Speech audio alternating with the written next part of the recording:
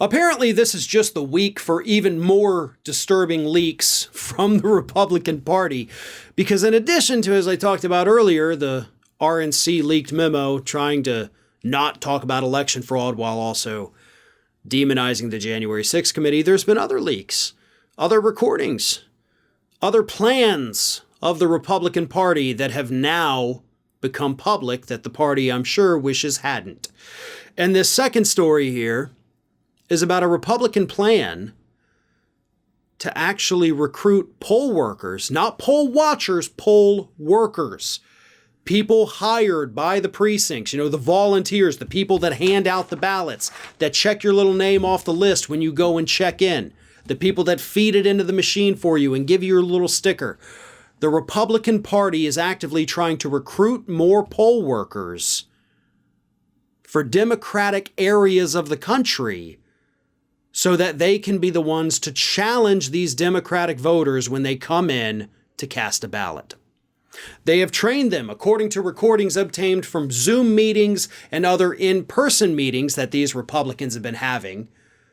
They're telling these people to actively challenge whether or not these people who show up in the heavily Democratic areas are even eligible to vote. Start asking them questions, they're saying.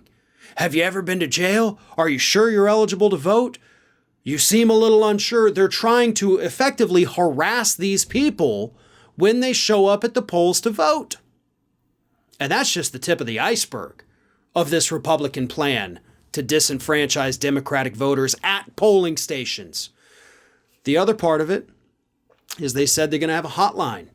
They're going to have a hotline filled with Republican lawyers waiting for you to call them if the voter still insists on voting, so that you can say, I've got a lawyer on the phone right now. Here is the potential, basically what you could be facing if you're lying to me about your eligibility to vote, trying to scare people. Even people who clearly have no, reason why they're not allowed to vote. But if you can create that doubt in somebody saying, oh, well, if you've been to prison before, you may not be eligible. Well, it's a true statement, depending on where in the country you live. And most people don't know that. It could be a former felon that served their time, is fully eligible to vote now. But if you can create that doubt, scare them into thinking they could go back to prison, they may turn around and walk out. That's the plan. That is absolutely 100% the plan of these people. Oh, and it's not done. In addition to having their hotline of their army, as they call it, of Republican lawyers, they're also recruiting, well, here it is, identifying friendly district attorneys who could stage real-time interventions in local election disputes.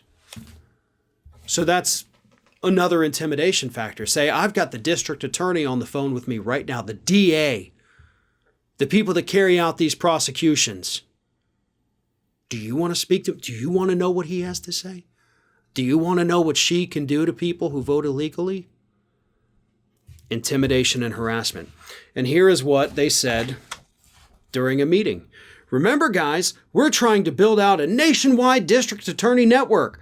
Your local district attorney, as we always say, is more powerful than your congressman. This is how Republicans want to steal the 2022 election. While these jackasses are out there still trying to create doubt about the 2020 election, claiming the Democrats stole it, they are actively planning behind the scenes to steal the next one. That is what this is. Voter intimidation, voter harassment is illegal. If you go to the polls, doesn't matter if it's in the primary, doesn't matter if it's in the general this coming November, if you go to the polls and you feel as if you are being harassed, you call the police. Hey everyone, this is Aspen. And did you know that for the low cost of $0 per day, you can subscribe to the Fair and Balanced YouTube channel?